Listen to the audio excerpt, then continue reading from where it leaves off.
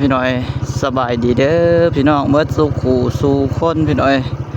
มื้อนี้ก็พาพี่น้องได้มารับชมภาพบรรยากาศอยู่บ้านนอกของนาพี่น้อยอยู่ไห้อยู่นาพี่น้อยก็คือที่เห็นพี่น้อยพี่แล้วไอ้เมื่อบ้านเมื่อเมืองพี่น้อยอยู่แต่ไห้แต่นาตลอดถามส้มพี่น้อยมื้อนี้สิลองเอาเพิ่งพี่น้อยก็หลายป่าหลายปีแล้วพี่น้อยบ่ทันได้มาพอเพิ่งพี่น้อยพี่แล้วตามส้มไปนี่บ่ฮู้ว่ามันสิมี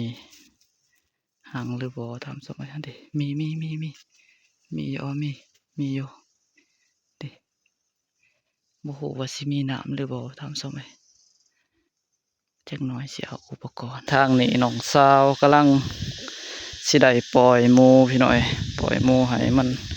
ไปอาบน้ำอาบในพี่น้อย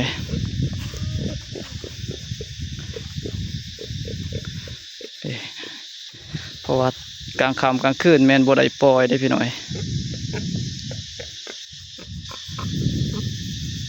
ตอนนี้ก็ได้มาเป็นที่เรียบร้อยพี่น้อยเอาเพิ่งพี่น้อย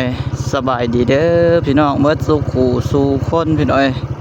มื้อนี้ก็พาพี่น้องได้มารับชมภาพบรรยากาศอยู่บ้านนอกของนาพี่น้อยอยู่ไห้อยู่นาพี่น้อยก็คือที่เห็นพี่น้อยพี่แล้วต้นดอกตะแบงพี่น้อยช่วงนี้ก็ฤดูใบใหม่ป้งอะไรทำส้มไปก็เลี้ยวเบิงต้นไม้ใบหญ้าก็ขึ้นเขียวกระจีพี่น้อยดอกไม้ก็เริ่มแตกหน่อจอดอกทำส้มไปก็โดยเฉพาะดอกตะแบงพี่น้อยแดงที่พี่น้อยเขตนี้ก็มีดอกตะแบงหลายพี่น้อยคนก็มีเสียงจูจีจักจันห้องทำส้มไป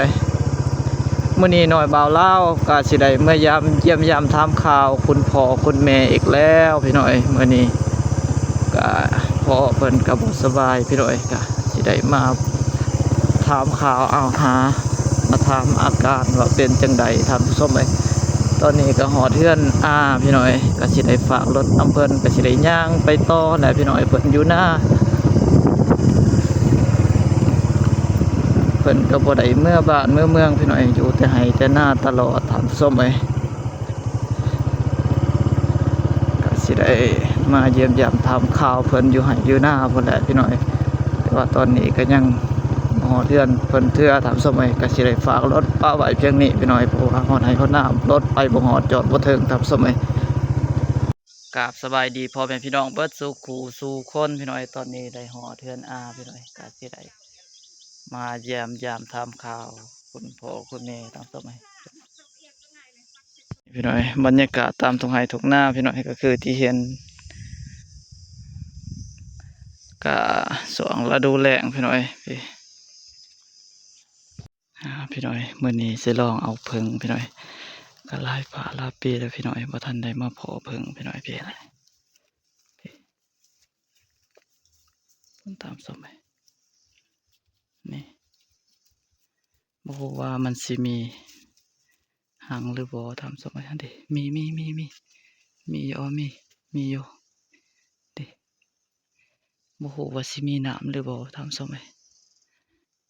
จักหน่อยสิเอาอุปกรณ์มาทำสมัย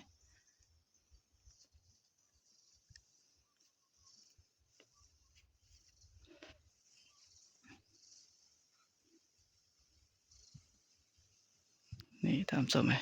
พ่นมีหังอยู่ทำสมัยพี่น้องจักหน่อยนี่ทำสมัย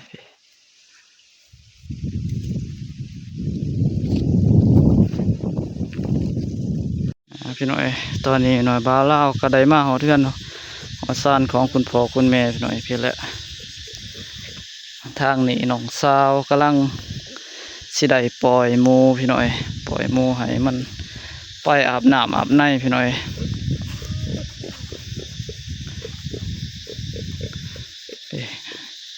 เพราะว่ากลางค่ำกลางคืนแม่นบ่ได้ปล่อยได้พี่น้อย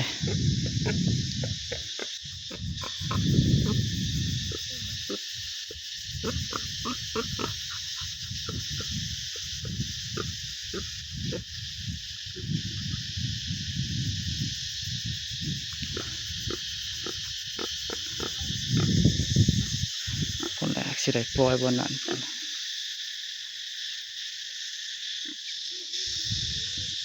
ตอนนี้ก็ได้มาเป็นที่เรียบร้อยพี่น้อยเอาเพิ่งพี่น้อยก็ถือว่าตอนเอาบ่ได้ถ่ายพี่น้อยเพราะว่ามันบ่มีภาพต่างกล่องไอ้ตังพี่น้อยก็ถือว่า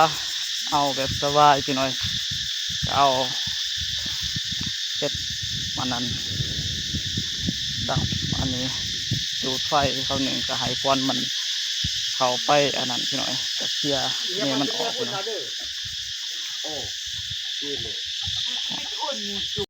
นี่พี่น้อยได้ซ้ำนี่พี่น้อยหางบัวใหญ่ทำส้มพี่แหละ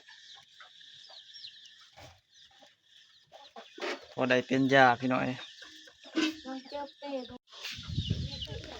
มาเบิ่งไข่มดแดงของคุณแม่พี่น้อยวันนี้เพิ่นสิได้ใส่ในกระโตพี่น้อยค้างไว้เพื่อให้มันได้หลายๆจริงเอาไปขายทำส้มพี่นี่โอ้ใส่ทั้งอันนั้นเลยเนาะให้มันอยู่ในหันเลยสิบ่แตกบ่ได้อยู่3-6-7บ่วงกาย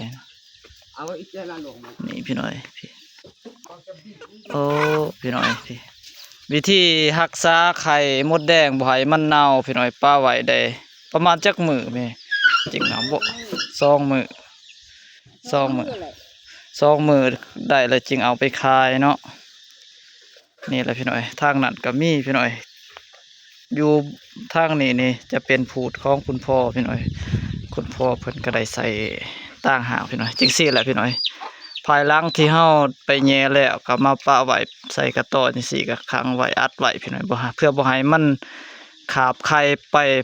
วางบ่อนอื่นพี่น้อยพี่แหละก็ถ้ามื้อใดเฮาได้หลายๆแล้วจึงมาโฮมไว้จึงเอาไปขายทำส้มพี่ของคุณแม่คือกันพี่น้อยพี่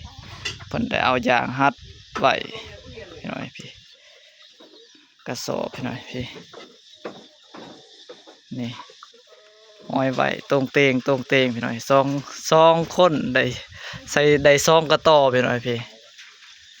อะไรพี่น้อยก็น่าจะแม่นมื้ออื่นเพิ่นก็สิได้ไปหาแหน่ต่อพี่น้อยก็ได้หลายจึงเอาไปขายทำส้มไปพี่น้องสิขึ้นกินข้าวอยู่เฮือนก่อนพี่น้อยว่าได้เมนูอีหยังพี่น้อยนี่พี่น้อยได้หยัง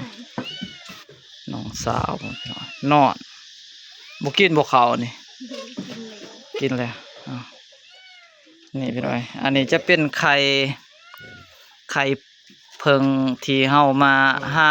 มาบางกี่พี่น้อยที่เฮาไปเอามาบางกี่พี่น้อยตัวนี้ก็เฮาคั้นเอาแต่น้ำพี่น้อยแล้วก็มาออมพี่น้อยมันก็หูพางก็ประมาณนี้พี่น้อยหลายปีเติบพี่น้อยที่น้อยเบาเล่าบ่ได้กินพี่น้อยน่าจะประมาณ 6-7 ปีเลยพี่น้อยพี่แซ่บพี่น้อยแนวแบบนี้แหละหูพางพี่น้อยเพราะว่าเฮาคั้นเอาน้ำมันพี่น้อยแล้วก็มาอ้อพี่น้อยบางคนเขาเจ้าก็แกะเฮ็ดคือไข่ทางต่ออีสร้างไข่ต่อไข่สร้างพี่น้อยแต่ว่าเฮาบ่เฮ็ดพี่น้อยเฮาคั้นมาเนี่ยนี่ก็แบ่งเครื่องพี่น้อยมาพี่น้อยมากินข้าวกินน้ำกันพี่น้อยกินกับไข่เพิ่มพี่น้อยพี่แซ่บๆพี่น้อยก็ผ่านการเพิ่งที่เฮาอ้อมพี่น้อยหลายปีแล้วพี่น้อยบ่ได้กินพี่น้อยมื้อนี้ก็ถือว่าโชคดีพี่น้อยได้กินน้ำใส่จ้ะมาพี่น้อยหลายคน FC ท่านใดเคยกินแนวนี้พี่น้อยบางคนเขาเจ้าก็กินเป็นปีกเป็นสร้างพี่น้อยปีกเพิ่งพี่น้อยห้างเพิ่งสร้างแต่ว่าเฮาปลูกเพิ่ง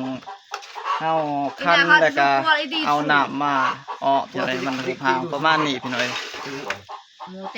บางก่อนบ่ฮู้ว่าเฮ็ดแนวใดพี่น้อยบ่ฮู้ว่าพี่น้องพังลา